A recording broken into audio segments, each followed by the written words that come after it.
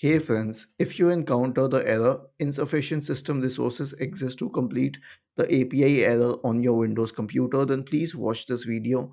I will guide you through the procedure. So the first one is to update the device drivers. Search for so I'll tell you how to do this.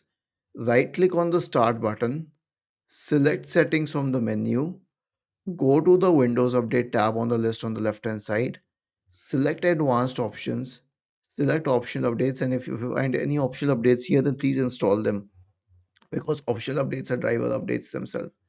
Now, the next one is clean boot just in case a third party software is interfering with the drivers.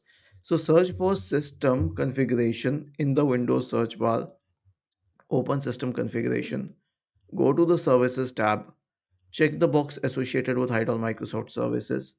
If any of the service is checked, click on disable all, apply, OK, and then select the option to restart your system.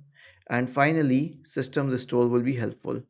So search for recovery in the Windows search bar and go to recovery. Go to open system restore and then select choose a different restore point. Click on next. Choose a good restore point. Click on next. Click on finish and then finally click on yes. Was this helpful? If yes, then please subscribe to the channel, and if not, then let us know in the comment section of the video on how we could help you further. Thank you for watching this video and have a nice day.